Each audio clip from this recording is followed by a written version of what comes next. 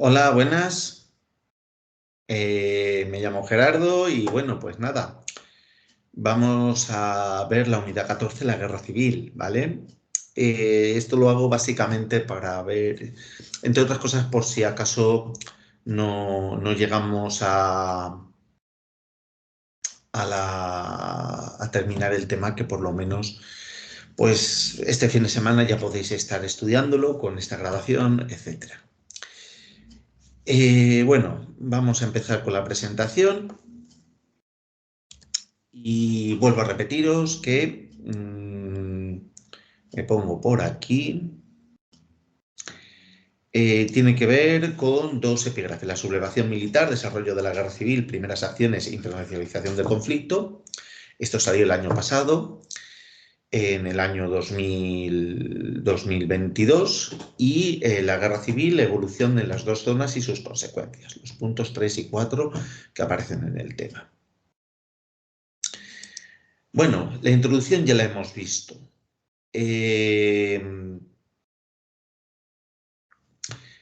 La Guerra Civil Española es el mayor trauma político de la política española del siglo XX. No solamente es un trauma político, sino social, económico, etc. Causas profundas, causas de largo recorrido. Dijimos la crisis económica del 29 y el deterioro económico y social que la acompañaba. La aparición del fascismo en Italia y el nazismo en Alemania. El deterioro del orden público debido a las milicias ultraderechistas que desde el primer momento intentaban abatir la República.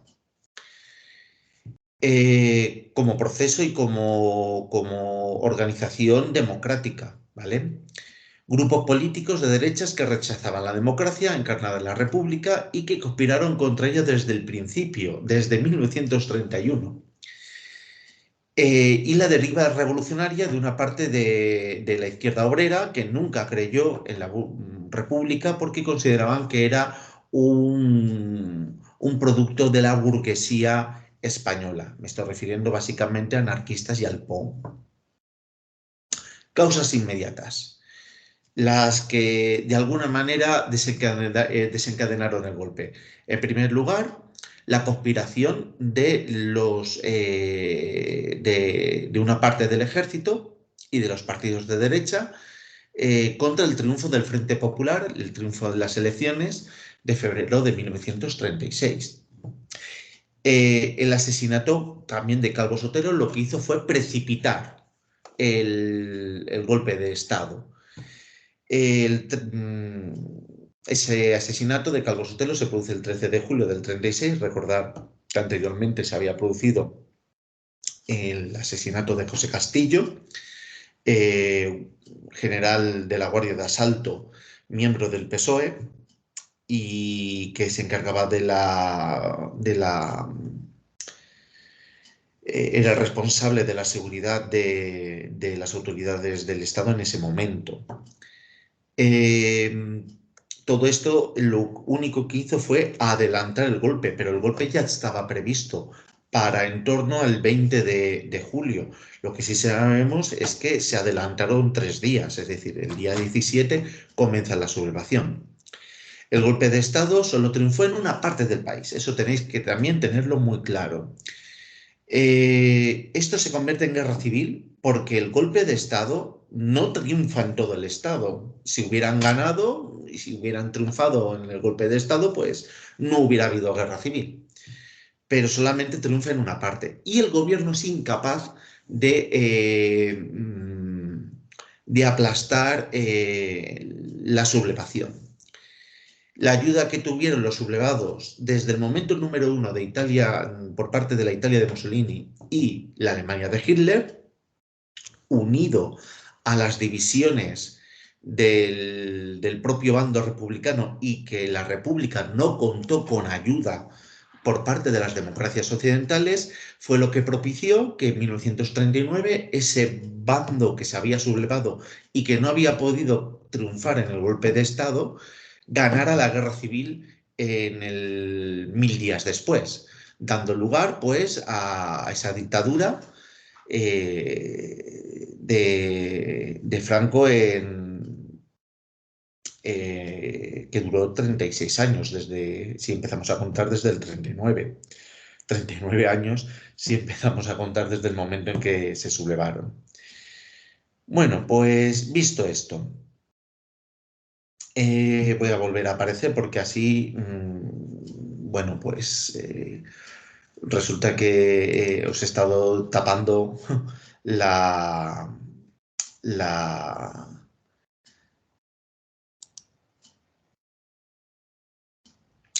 el,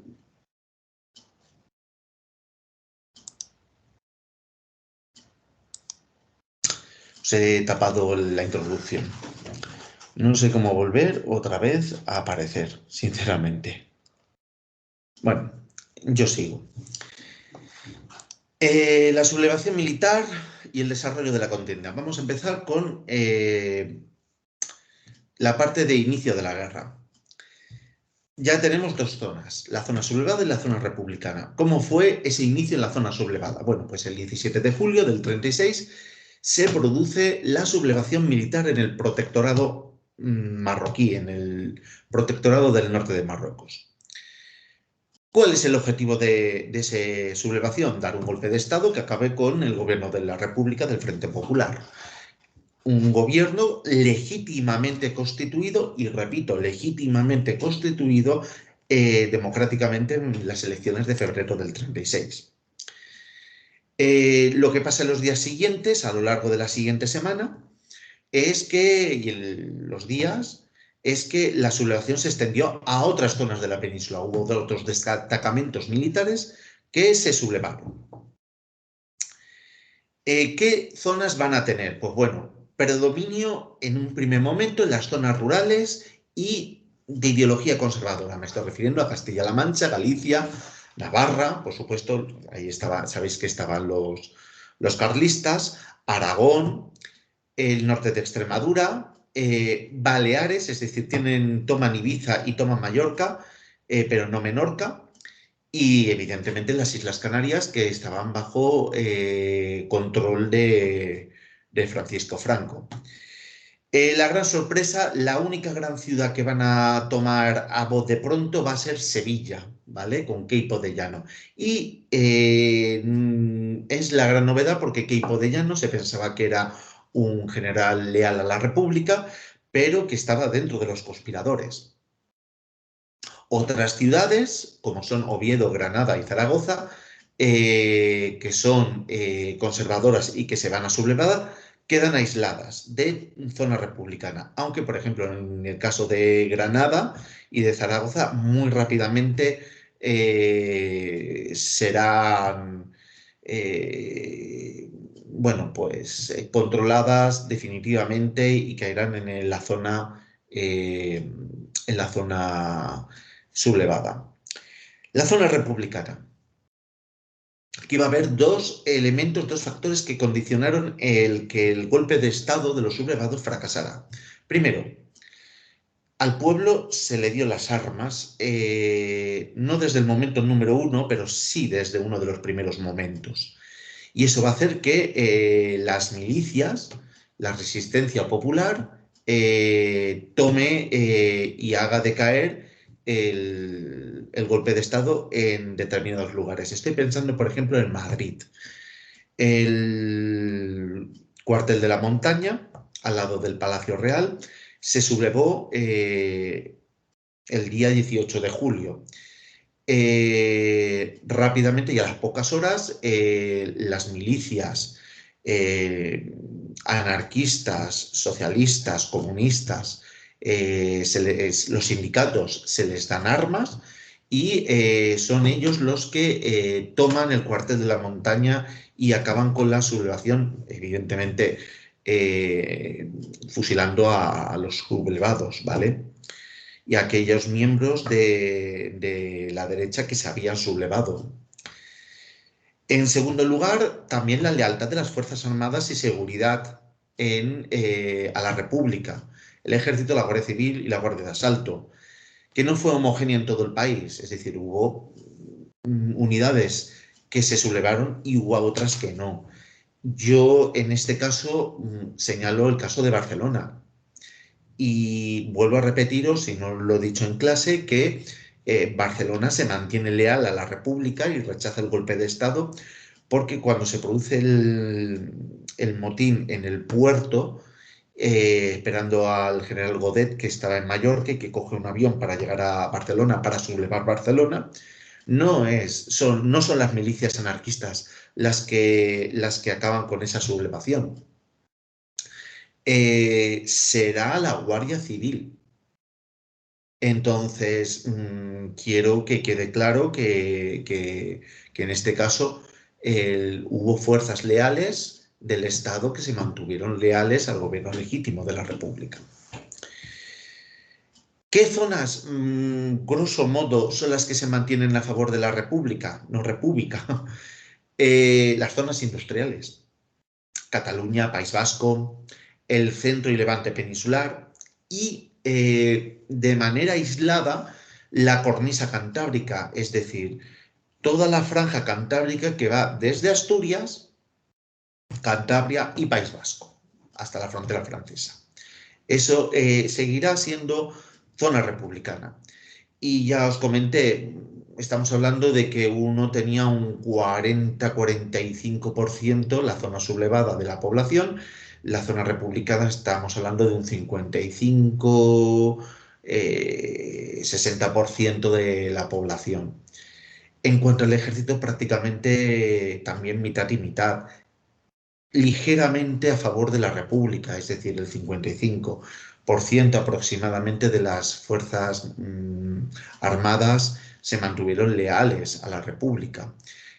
¿Qué es lo que netamente los sublevados tuvieron como ventaja desde el primer momento? Bueno, pues ya os lo comenté, que la Legión y los regulares, las fuerzas militares más preparadas, más entrenadas, mejor equipadas del ejército español, que estaban en el protectorado de Marruecos, eh, son la pieza clave de la sublevación y por lo tanto ese es una serie de unidades que pierde la República y a cuyo mando está directamente Franco. Bueno, pues aquí está el mapa, ¿vale?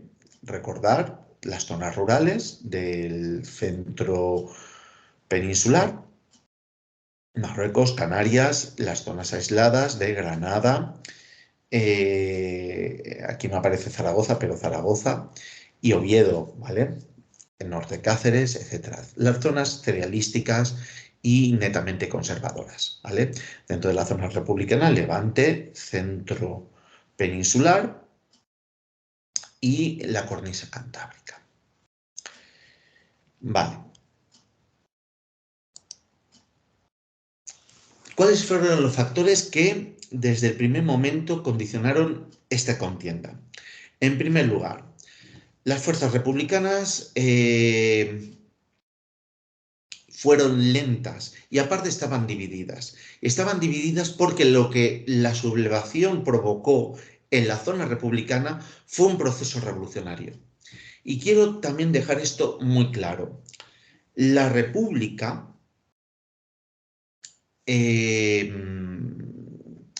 digamos, tenía un organigrama burgués, legal, constituyente, constituido, bajo un régimen del imperio de la ley, de la Constitución, y llega esta sublevación con la excusa de que quieren evitar que la revolución que habían armado las fuerzas de izquierda fuera más. No había revolución. No había revolución en 1936. Y lo que provoca la sublevación es precisamente la revolución que estaban intentando evitar en la zona republicana. El problema es que el gobierno pierde el control de su propio territorio. El gobierno no deja de ser algo nominal y por lo tanto la toma de decisiones se vuelve totalmente ineficaz. el poder decae en las milicias populares en cuanto se produce el golpe de Estado. El gobierno es nominal. Ya dije que no tenía de repente poder, porque lo que hizo fue armar al pueblo. Y esa situación lo que provocó fue la lentitud de las fuerzas republicanas. En cambio, en la zona nacional, en la zona sublevada, rápidamente el poder se va a centralizar en Franco, en un mando único. Y esa unificación de mando, ¿vale? Va a permitir que los sublevados se muevan con mayor rapidez y tomen la iniciativa. Siempre la República, la mayor parte del tiempo la República siempre estuvo a la defensiva. También hay que tener en cuenta de que Alemania e Italia apoyó desde el primer momento a los sublevados, desde el momento número uno, con armas, con tropas, con material, con dinero, etcétera, etcétera, etcétera. Ya he contado que las fuerzas sublevadas contaron desde el primer momento con los regulares y la legión y que con ellos intentaron tomar Madrid. La Iglesia apoyó a los sublevados desde el primer momento. El proceso revolucionario del que he hablado anteriormente en la zona republicana tuvo un neto contenido antirreligioso, anticlerical, y 7.000 religiosos fueron ejecutados, asesinados por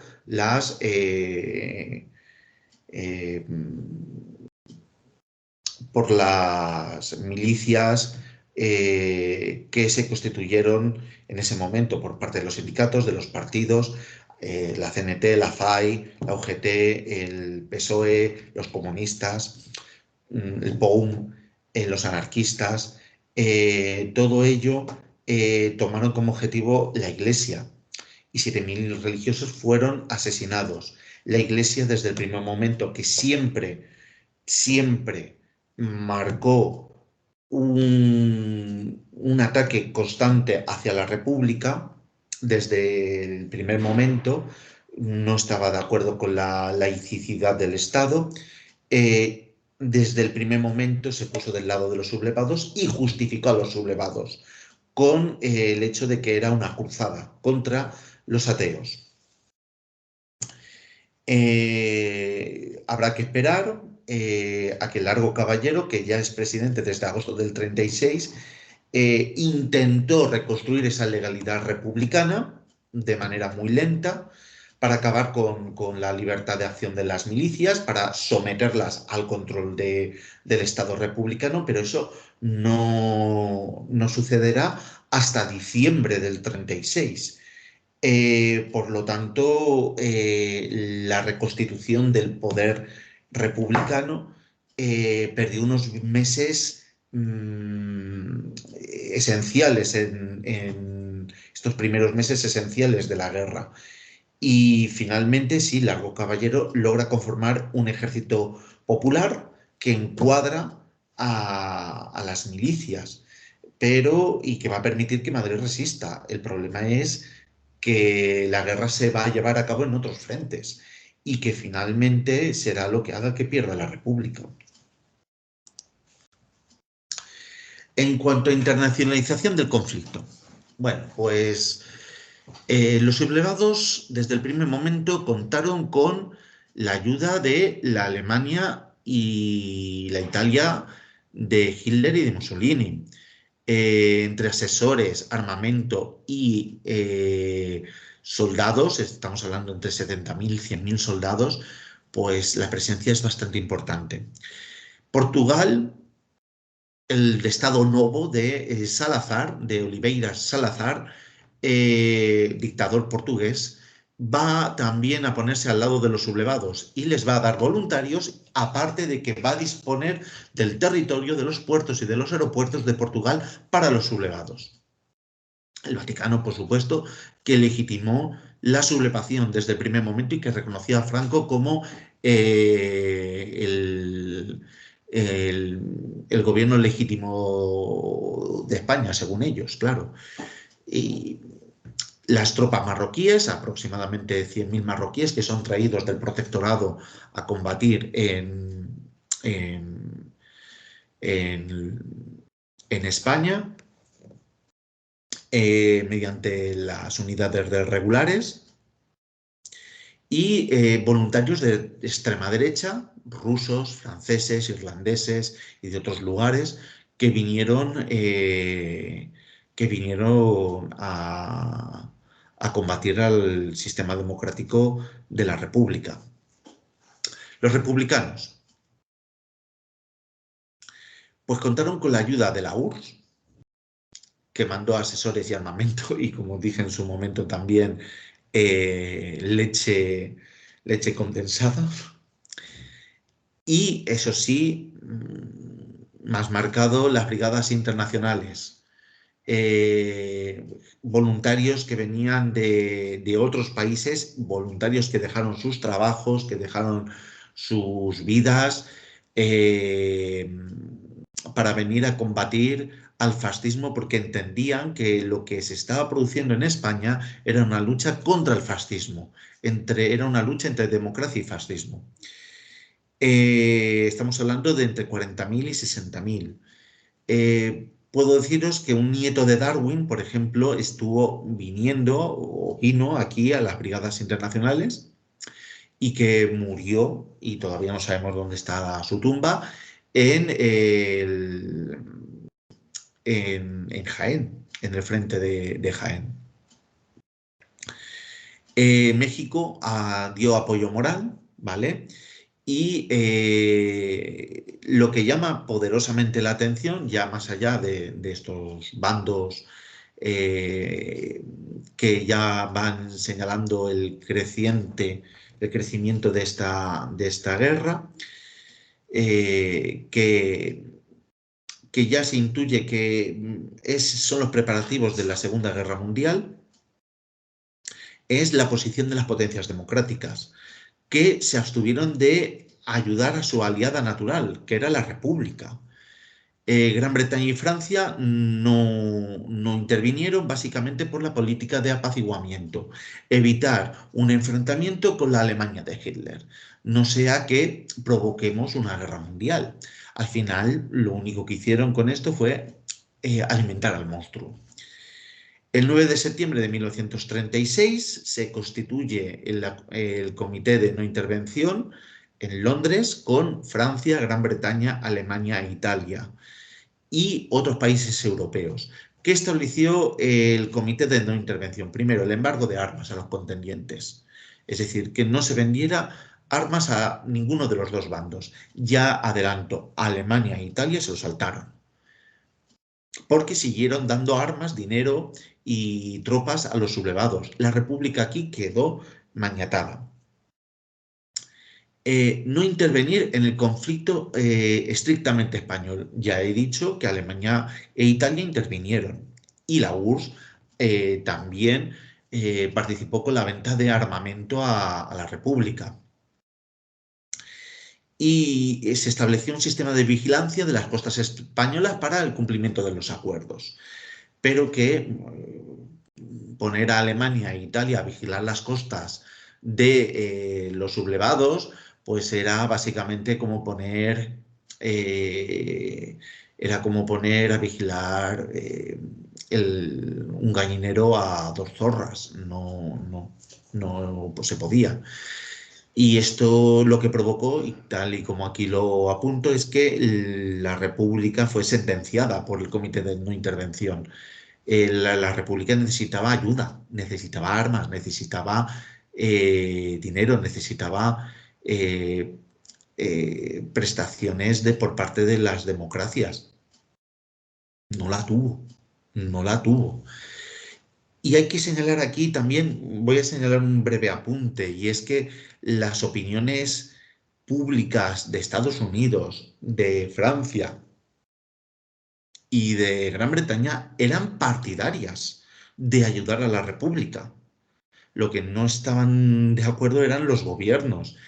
El más cercano fue a prestar algún tipo de ayuda fue el gobierno de Léon Blum en Francia, pero que estaba, Léon Blum era socialdemócrata, era socialista, pero los radicales del Partido Radical francés de centro no admitía esa ayuda y Deladier, que era el dirigente radical de los franceses, el dirigente del Partido Radical francés, vuelvo a repetir, es un partido de centro-derecha, estuvo totalmente en contra.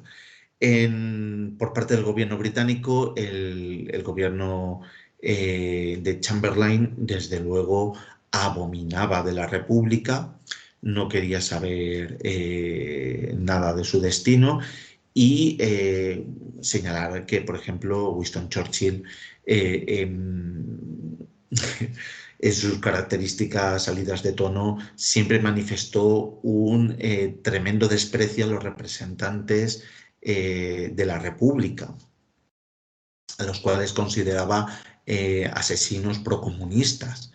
Después ya se arrepentiría cuando salió Franco, aunque también hay que señalar que Churchill es Churchill y entre sus amistades contaba con el duque de Alba, manifiesto pro sublevado, pro franquista, que inmediatamente cuando llega 1939 será designado por el gobierno de Franco como embajador español en Gran Bretaña. O sea, amiguitos, pues no se le puede pedir más. Sí que voy a señalar también otra cosa, y es que, por ejemplo, la mayor parte del cuerpo diplomático español también se pasó al lado de los sublevados, ¿vale? Y eso también quiero recalcarlo como un título de anécdota, ¿vale? Fases de la guerra. Bueno, pues yo lo he dividido, vamos a hablar de 3 años, pero van a ser cuatro fases. 1936, en primer lugar, se intenta tomar Madrid. El objetivo por parte de los sublevados es de tomar Madrid. Los sublevados, recordad que tienen la iniciativa.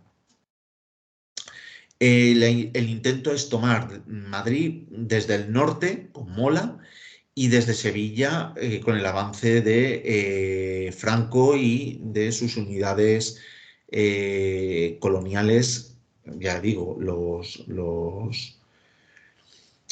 eh,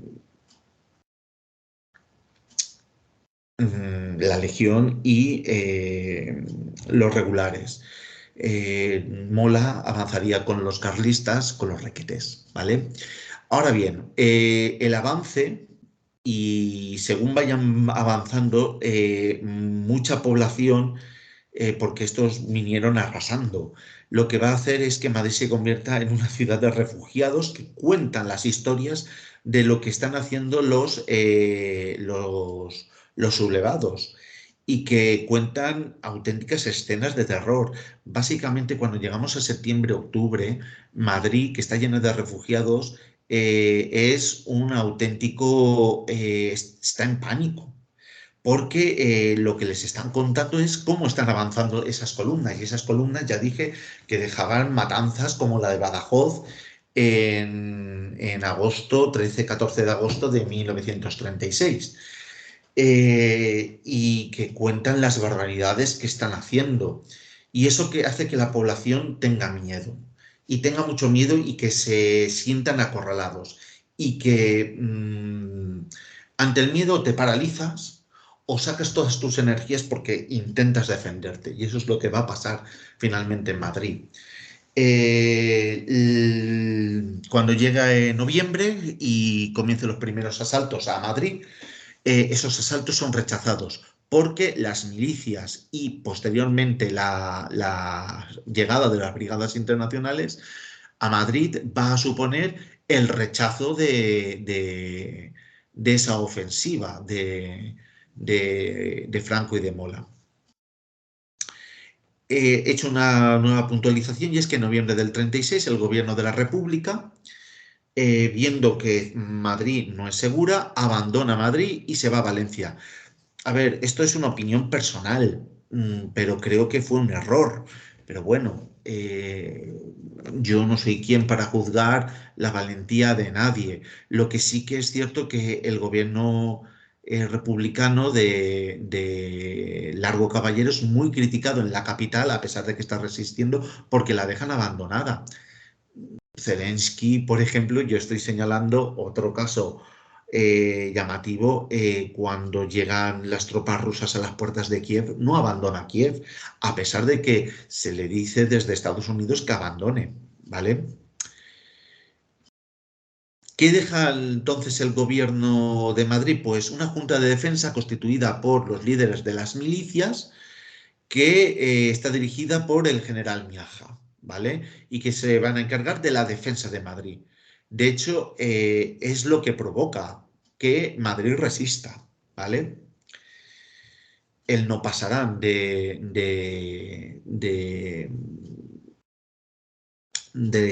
Dolores Ibarruri, la pasionaria, eh, lema cogido del general Petén en Verdún, ¿vale? Lo que sí que consiguen los sublevados es unir las zonas norte y sur, ¿vale? De la zona sublevada, con lo cual controlan toda la frontera con Portugal, ¿vale? Dicho esto, pasamos a la siguiente fase, 1937. Puesto que no se toma Madrid, a partir de marzo, abril, Franco se dedica básicamente a ordenar el avance sobre el frente norte, es decir, sobre la franja cantábrica, con la caída del País Vasco, Cantabria y Asturias. Aquí hay que mencionar que el 26 de abril del 37 es cuando se produce el famoso bombardeo de Guernica, ¿vale? Que será inmortalizada por Picasso, que fue un encargo del gobierno de la República al pintor para la exposición universal que se llevó a cabo en París en 1938. Al mismo tiempo hay un avance en el extremo sur, en Málaga, y aquí se produce la matanza de la desbandada. Es decir, cuando se toma la ciudad de Málaga, ¿vale? Miles de refugiados huyen hacia Almería y, aprovechando esa huida masiva de la población, ¿vale? De niños, mujeres, ancianos, enfermos, ¿vale? Aviadores franquistas, aviadores nacionales, aviadores también italianos, atacan a la población en fuga, ¿vale? Día y noche, hasta prácticamente las puertas de Almería. Fue una auténtica matanza y una auténtica masacre. También se sabe que se utilizaron barcos desde la costa para bombardear esa retirada. Esa no retirada, ojo, no se retira el ejército, lo que estaba huyendo era la población, ¿vale? Franco intentó, si no ya tomar Madrid, aislar en Madrid, es decir, sitiarla, ¿vale? Eso lleva a las batallas de El Jarama y Guadalajara. La batalla de Guadalajara es muy curiosa porque fue emprendida por los italianos, es decir, son los italianos y eh, el cuerpo de expedicionario italiano el que se lanza a esta batalla y son derrotados por el ejército republicano, que ya está reconstituido y que pone en fuga a los italianos.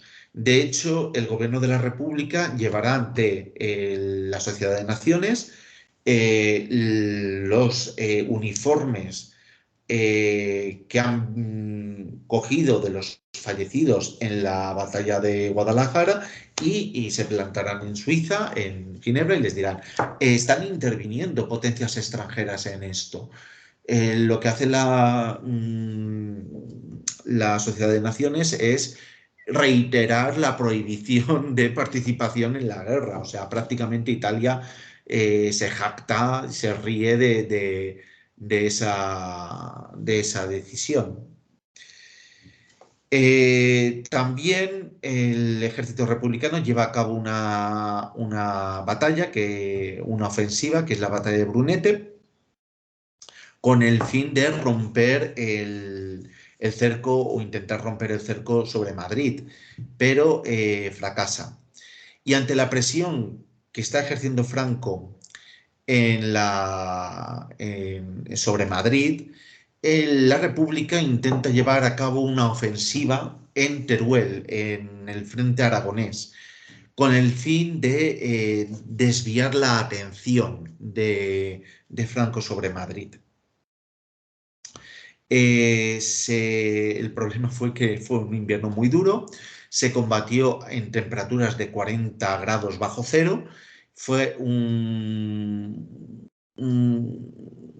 fue una ofensiva que tuvo éxito, pero fue un éxito pírrico, porque el gobierno de la República se dejó muchos recursos en la toma de Teruel, en una localidad que al fin y al cabo no tenía digamos, una importancia estratégica.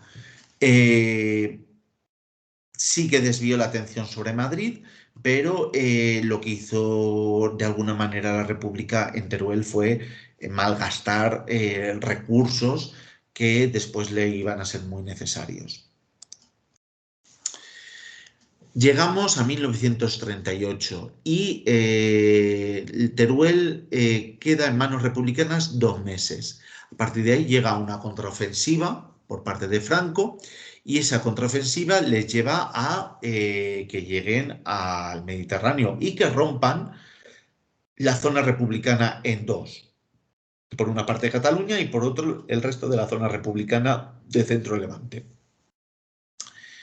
Esto es lo que va a producir que entre junio y octubre de 1938 el gobierno republicano y el ejército republicano lleven a cabo la batalla total de la guerra civil. Es la batalla más larga y es un todo por el todo o nada.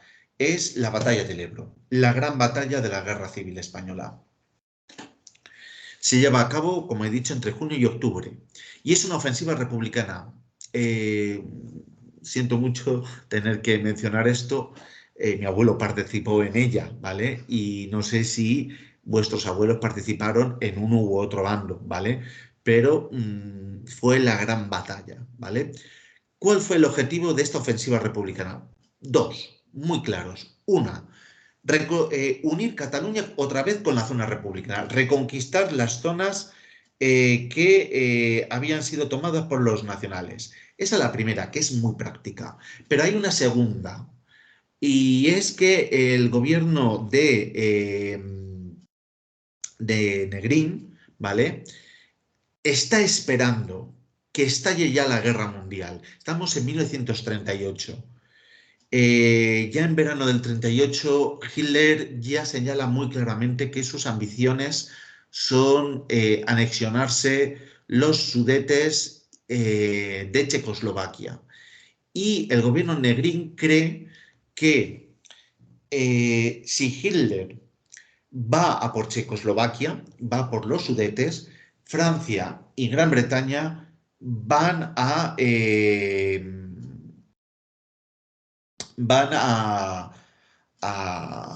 desencadenar esa guerra mundial, ¿vale?, que la República necesita para poder conseguir el apoyo de las potencias democráticas. Entonces, fue un intento desesperado ya del gobierno republicano de aguantar para a ver si conseguía esa situación. No sé si lo sabéis porque algunos de vosotros no habéis dado historia del mundo contemporáneo, pero en septiembre de 1938 las potencias democráticas suscriben con la Alemania de Hitler y con la Italia de Mussolini la Conferencia de Múnich, que es un 2 por 1. Es decir, en principio fue convocada por la crisis de los Sudetes. En esa conferencia, Francia y Alemania reconocen el derecho de, Gran Bretaña y Francia reconocen el derecho de Alemania de quedarse con los Sudetes checos, entregan Checoslovaquia realmente. Pero también en la conferencia de Múnich, Francia y Gran Bretaña entregan la República. Se produce la derrota republicana de la batalla y prácticamente ya es entrar en el final de la guerra. 1939, caída de Cataluña, febrero del 39. 400.000 personas cruzan la frontera con Francia de una manera brutal.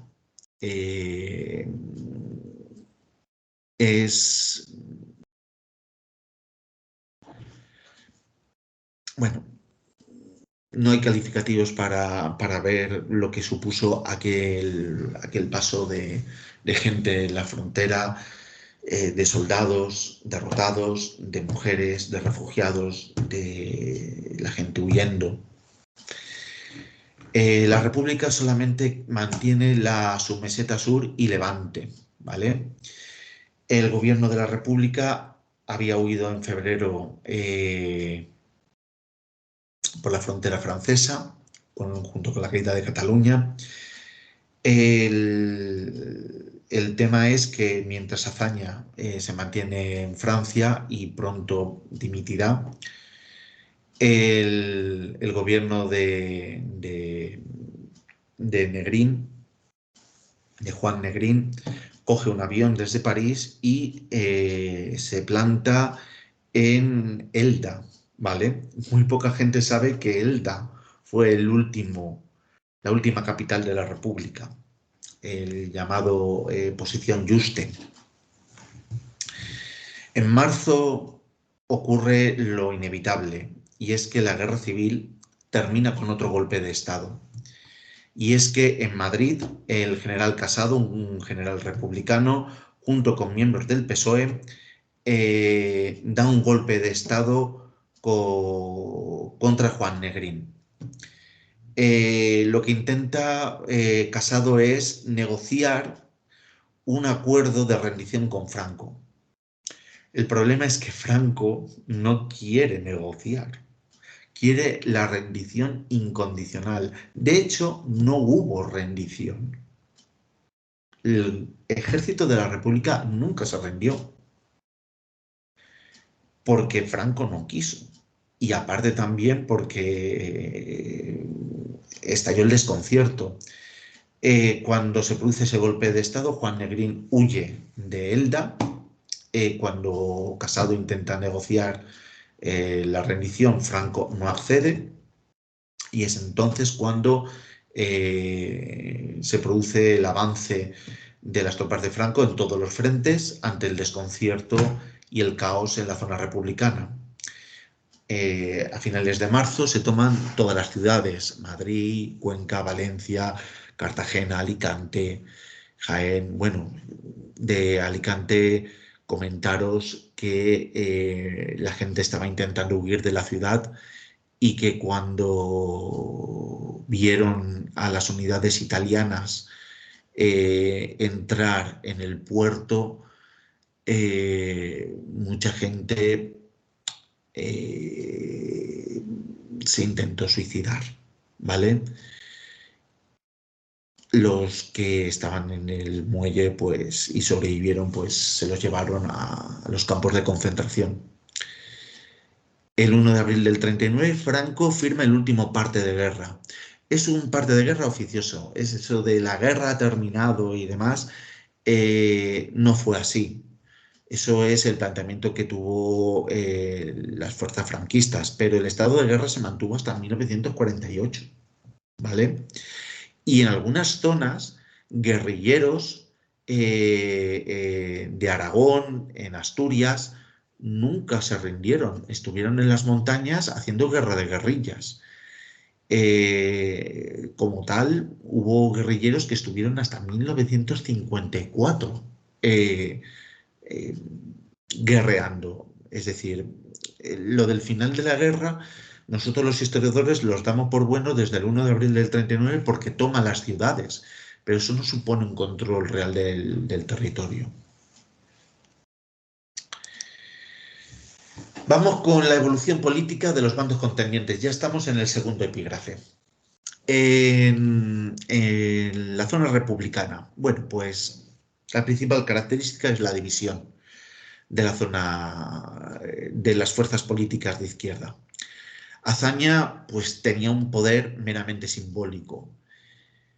Casares Quiroga, que es al que le explota el golpe de Estado y que lo tenemos aquí, dimite el 19 de julio porque es incapaz de detener la sublevación, 2 días después. Se nombra Martínez Barrios. Martínez Barrios intenta contactar con los sublevados con el fin de intentar frenar esto. El problema es que los sublevados no quieren negociar con él. De hecho, lo amenazan de muerte. Ya visto que la tensión de la sublevación se está produciendo, la única opción es entregar las armas a la población. Y el problema es que Martínez Barrios no quiere, ¿vale? Y dimite. Y llegamos dimite a las 5 horas de haber sido nombrado jefe de gobierno, ¿vale? El próximo presidente de gobierno, y que va a estar un pelín más de tiempo, es José Giral, que el día 20 de julio, cuando es designado, aquí lo tenemos, en primer lugar, ordena la distribución de las armas entre milicias y sindicatos. Recordad que estamos en el inicio de la guerra.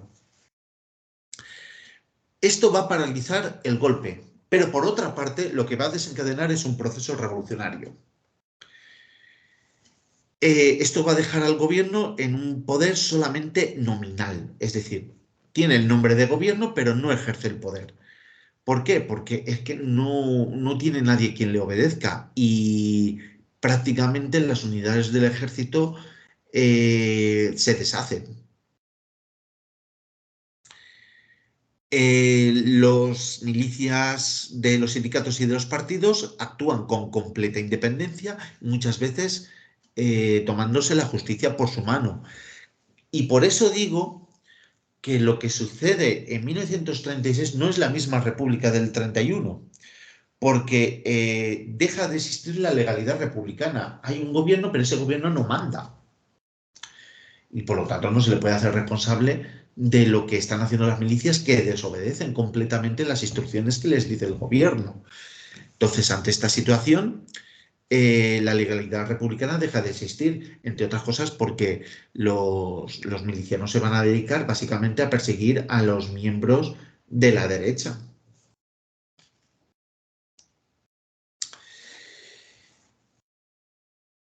El paso del ejército, de la legión y de los regulares del protectorado a Sevilla a través del primer puente aéreo militar que ha habido en la historia, lo que hace es que el gobierno de Giral dimita y se constituya un gobierno dirigido por el socialista Largo Caballero, que lo veis aquí, ¿vale?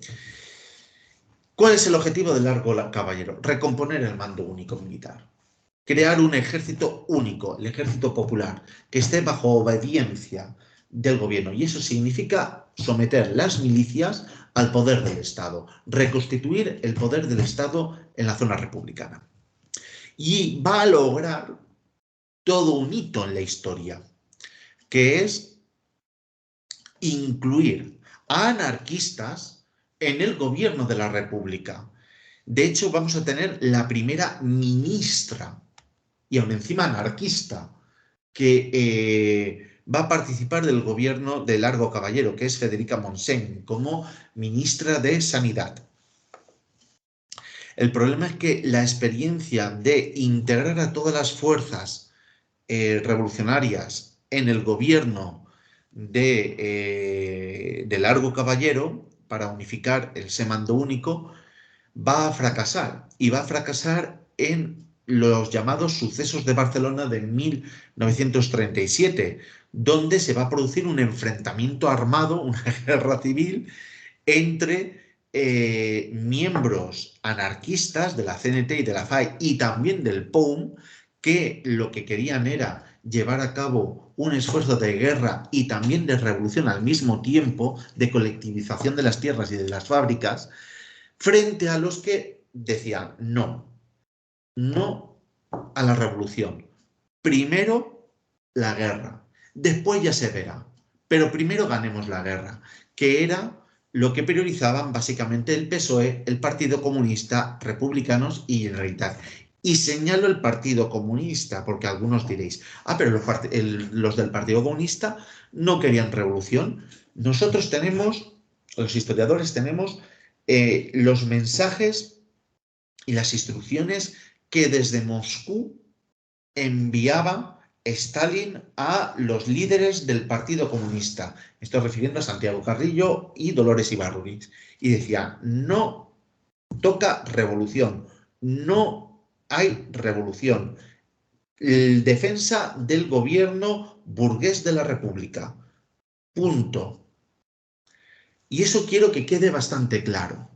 La Generalitat, evidentemente, no podía, se quería quitar a los miembros de la CNT y de la FAI. Este enfrentamiento, ¿vale?, va a tener unas consecuencias. La primera, el Partido Comunista, en este enfrentamiento entre revolucionarios y fuerzas que priorizan la victoria en la guerra, va a significar que el Partido Comunista va a intentar eliminar a los miembros del POUM, es decir, al líder del POUM, que es Nin, lo matan hasta el punto que no sabemos a día de hoy dónde está enterrado. Y al mismo tiempo, los miembros de la CNT y de la FAI son muchos de ellos encarcelados. Eso va a hacer que los miembros de la CNT abandonen el gobierno. Y por lo tanto se produce una pérdida de influencia de los anarquistas. Federica Montseny siempre reconoció que dice que ella siempre señaló que fue su peor error entrar en el gobierno de la República. Y al mismo tiempo el fracaso de esta, digamos, por así decirlo, de esta experiencia de gobierno hizo que Largo Caballero presentara la dimisión. El último gobierno será el de Juan Negrín, entre mayo de 1937 y marzo del 39. Ya no hay presencia de los anarquistas, evidentemente, y tanto Negrín, alineado con Azaña, presenta una oferta de paz a los sublevados de 13 puntos y que en cierta manera son resumidos en el discurso de Azaña de paz, piedad y perdón, ¿vale? Pero esos 13 puntos son rechazados, ¿vale?, por los sublevados. Al mismo tiempo, dentro del gobierno Negrín, el Partido Comunista, bajo la influencia de la Pasionaria y de Santiago Carrillo, van a ir creciendo en influencia frente a un PSOE, a un Partido Socialista Obrero Español, que se muestra dividido. Juan Negrín era socialista, ¿vale? Pero era un socialista que estaba alineado con Prieto. Y será Prieto, que entonces era ministro de Defensa, el que le meta la zancadilla a Negrín. De hecho, Negrín llega un momento en que tiene que destituir a Prieto, porque Prieto lo ve claro en el año 37-38, que la guerra está perdida. Negrín, sigo diciendo que es socialista, se alinea con la idea del Partido Comunista de resistir hasta que estalle la guerra. Pero esa guerra mundial nunca estalló, ¿vale? Y todo llevó al golpe de Estado de Segismundo Casado, del general Casado, en marzo del 39 y que hemos visto que acaba con la derrota completa de la zona republicana.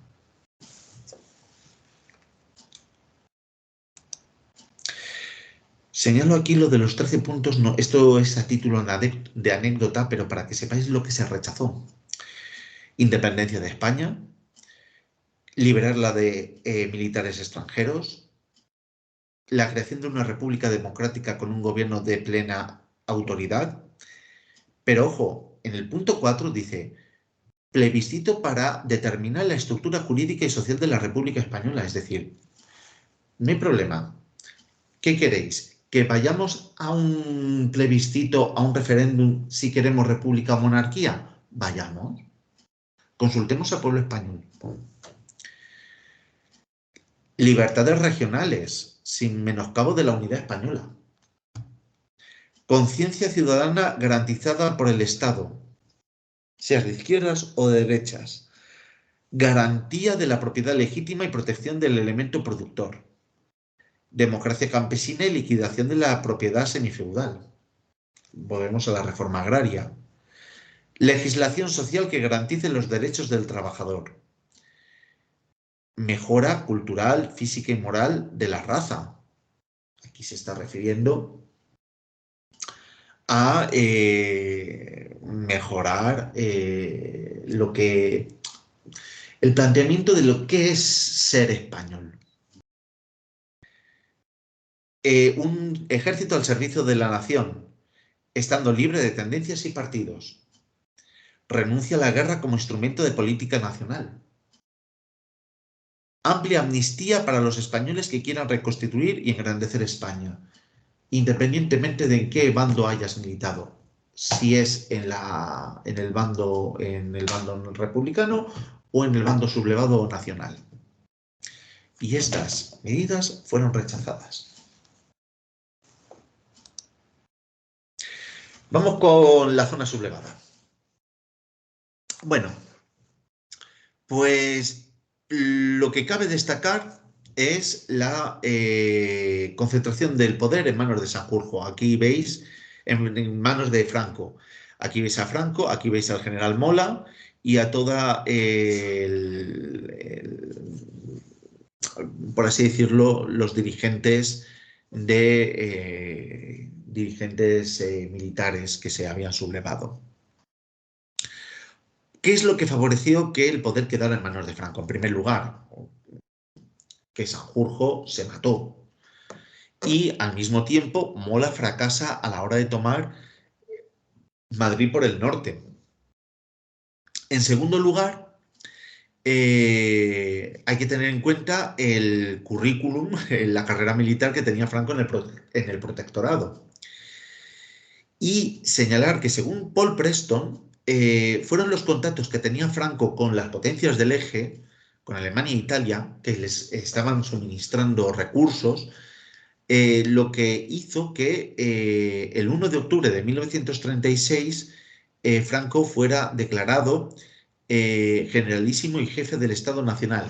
Y ponen una muletilla, porque tener en cuenta que los sublevados, muchos de ellos son monárquicos.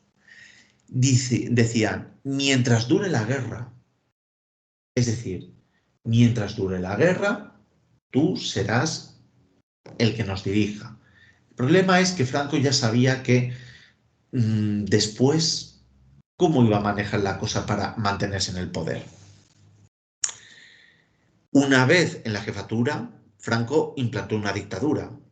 Desde el inicio de la sublevación, las zonas que quedaron bajo control, la legalidad republicana fue reemplazada por las ordenanzas militares, por el bando de guerra. En 1937, Falange Española estaba descabezada. José Antonio Primo de Rivera había sido ejecutado en la prisión de Alicante. Cuando estalla la guerra, José Antonio Primo de Rivera, el fundador de la Falange, que lo tenéis aquí abajo, estaba prisionero en Alicante por delitos, ¿vale? Y allí les pilla la sublevación. El problema es que está en zona republicana. Y ese evidentemente lo sabían las milicias. Las milicias fueron a por él y lo fusilaron. Al estar descabezada, tener en cuenta que Franco pronto necesita un partido con el cual encuadrar todo ese mare magnum de fuerzas de derechas conservadoras que necesita controlar. Y para ello echa mano de ese partido que está descabezado, porque es el único que está descabezado. La CEDA no puede ser porque la CEDA, Gil Robles está con ellos, Gil Robles está ahí en la zona sublevada y Gil Robles, la CEDA, lo que supone la CEDA es una vinculación con la zona republicana. Eso hace que, bueno, tampoco le sirve el Partido Radical, porque el Partido Radical está contaminado por los escándalos de corrupción.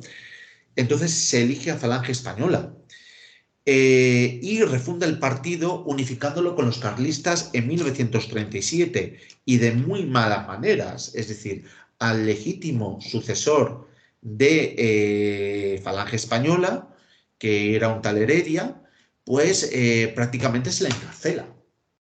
Si os dais cuenta, coincide en tiempo, ¿vale? Con los sucesos de mayo del 37 en Barcelona. Lo que pasa que aquí Franco lo tiene muy claro. Él es el que manda, él es el que ordena. Yo ordeno que este señor, que me puede hacer sombra, se vaya a la cárcel y me quedo con todo su partido. Y aparte le pongo un nombre. Y funda Falange Española Tradicionalista y de las Junts, que se va a convertir en el partido único del Estado.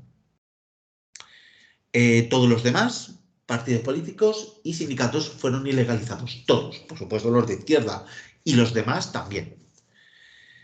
Se derogó los estatutos de autonomía y de Cataluña y del País Vasco, pero desde el primer momento.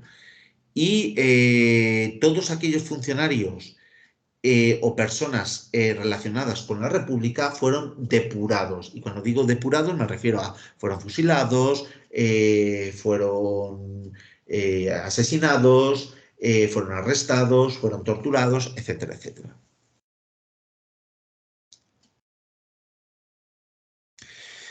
Por último,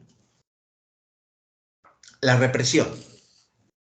Ya hemos visto lo que pasa en el bando republicano, ya hemos visto lo que pasa en el bando sublevado o nacional.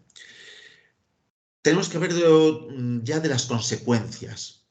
Y yo quiero recalcar aquí el tema de la represión. Paul Preston, que es mi guía en este caso, señala una diferencia, ¿vale? Entre la represión que producen los sublevados y la represión de los republicanos. No voy a entrar quién fue más gordo o menos gordo o quién lo hizo mejor o peor. No se trata de eso. La represión en los sublevados fue amparada por las autoridades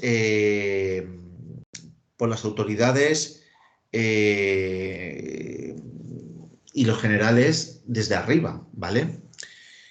Y os voy a poner una cosica.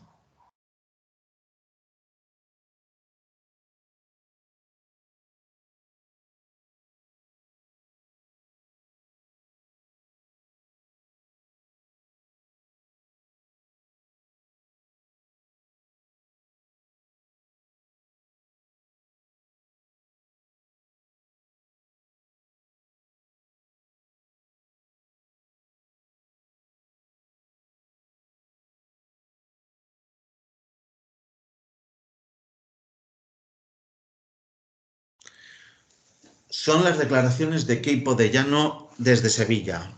A este hombre se le calentaba muy bien la boca. que llegó, como habéis oído, a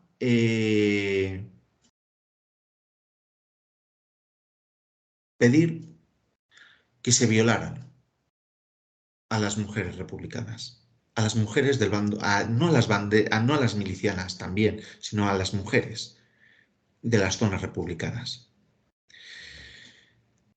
Este es el tipo de terror que vemos en la zona sublevada. Fue más duradero en el tiempo, se extendió más allá de la guerra civil. Estamos hablando de aproximadamente unos 100.000, 150.000 represaliados, asesinados por los sublevados, y que se extendió, insisto, más allá de la guerra civil. Tenemos que hablar de las matanzas de Badajoz, de Granada, de Málaga, la desbandá, de Zaragoza. Es la violencia desatada en zonas que no fueron frentes, sino que estaban en la retaguardia, ¿vale? ¿Cuál fue la violencia, la represión que llevaron a cabo los republicanos?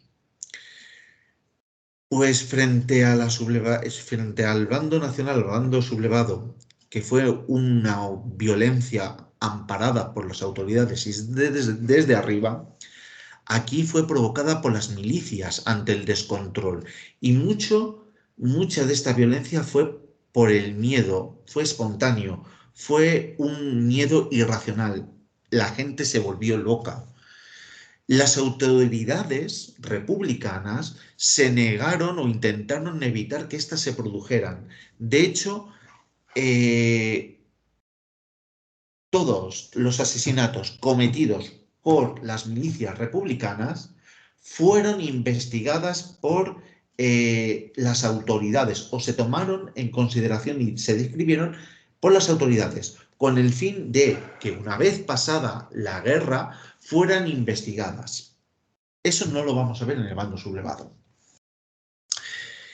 Hay otro elemento también importante. El 90% de las ejecuciones se llevaron entre agosto y diciembre del 36. Solo cuando el Estado republicano se ha reconstituido, la represión en la zona republicana se paraliza completamente. Habrá algún caso excepcional, pero se paraliza completamente. Y hay que mencionar lo que sucede en Barcelona. En muchos lugares se queman iglesias, pero no estamos hablando de quema de monumentos, que es triste, sino de muerte de personas. Y desde luego hay que señalar Paracuellos del Jarama, donde mueren 2.000 presos derechistas y ultraderechistas que salen de la cárcel modelo de Madrid en noviembre del 36 y que algunos de estos camiones que estaban dirigiendo a estos presos se desvían a Paracuellos de Jarama, donde son fusilados por milicianos. El responsable de Paracuellos de Jarama, Paul Preston, lo señala claramente, aunque no tiene pruebas, es Santiago Carrillo, ¿vale? Este conflicto es traumático por la enorme violencia que hubo en la retaguardia y que todavía, en cierta manera, la gente, a través de las familias y de lo que se cuenta, pues tiene. Fueron ejecuciones extrajudiciales por tener ideas políticas contrarias, por inspirar miedo o por ser señalado. Y vamos ya con el final, las consecuencias. La guerra fue prácticamente un ensayo de la Segunda Guerra Mundial. Se ensayaron en España armas y tácticas que más tarde se emplearon, las potencias mundiales. La Unión Soviética llevó aquí entrenamiento de sus tanques y de sus chatos, los aviones soviéticos. Alemania e Italia también emplearon aquí sus tácticas militares y su nuevo armamento. En segundo lugar, el conflicto español tuvo un enorme interés, más del que vosotros podéis imaginaros a nivel internacional. Lo vemos en la prensa, en cine, en arte, incluso hay canciones que recuerdan aquel conflicto, ¿vale? Ya si alguien me escucha, ¿vale? Y tiene interés, que me lo pregunte en clase. Y yo le digo una canción que es preciosa y que recuerda la guerra civil por parte de unos de,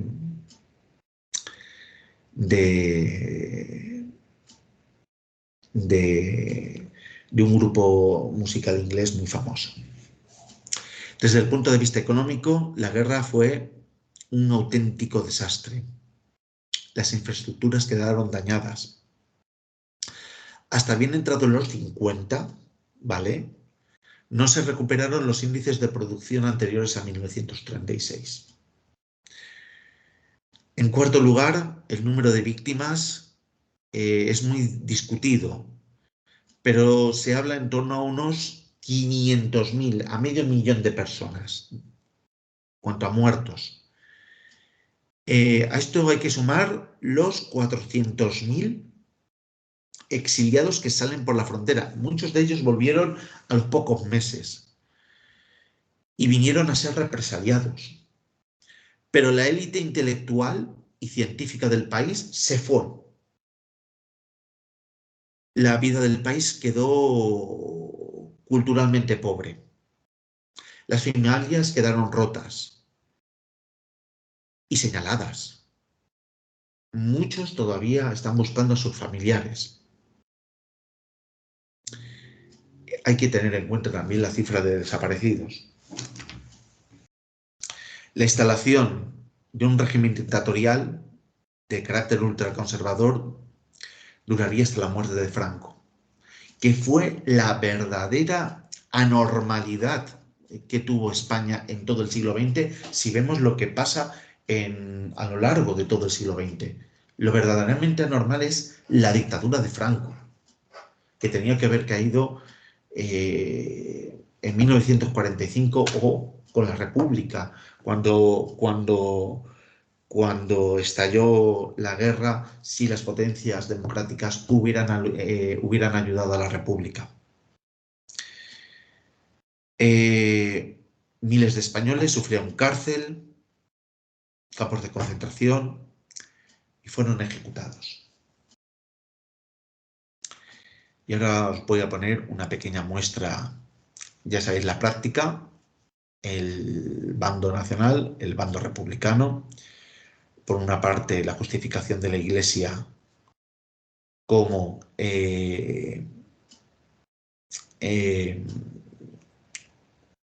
como que esta guerra era una cruzada contra el ateísmo y el comunismo. En el bando nacional, en el bando republicano, perdón, lo que vemos es el apoyo a las milicias, a las brigadas internacionales que vinieron en apoyo de la República y que tuvieron que abandonar en 1938 España.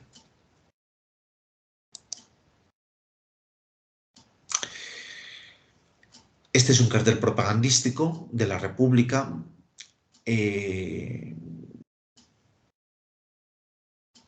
Son niños muertos. Aquí arriba es una fotografía de agosto del 39, antes de ser arrestadas, las 13 rosas. 13 jóvenes menores de edad que estaban vinculadas con el GSU cuando entran los franquistas en Madrid, son llevadas a la cárcel y ejecutadas por un crimen que nunca cometieron. Las mujeres son las grandes víctimas de las guerras, son violadas. En el caso de las republicanas, o de mujeres que tenían algún familiar republicano, recibieron ellas las represalias si no eran capturado el republicano. Se les rapaba, perdiendo su identidad, ¿vale? En muchos pueblos sabemos que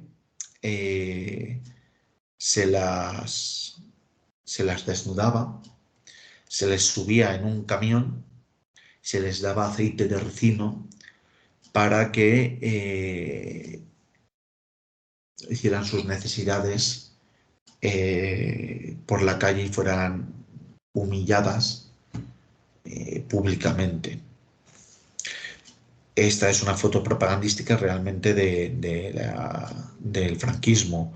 Es para demostrar lo que eran capaces de hacer con lo que ellas llamaban las rojas.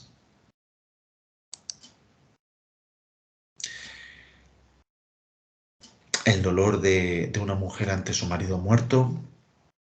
Esta es la foto de Frank Capra, muy famosa, la muerte de un miliciano. Lo coge en el momento justo cuando una bala le está dando en la cabeza. Este hombre murió en el acto. Y por supuesto el Guernica de Picasso, que tiene una simbología muy clara, pero como a mí no me corresponde decirlo, pues el que quiera saber un poco sobre este cuadro, yo se lo explico aparte.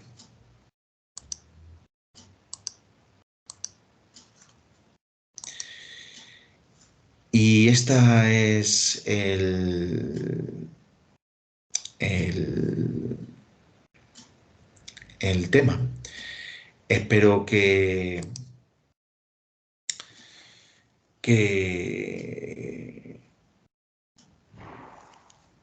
si tenéis alguna duda, ya sabéis, por Twitter, por correo electrónico, y aquí me tenéis para cualquier cosita, ¿vale? Un abrazo y cuidaros mucho. Venga, chao.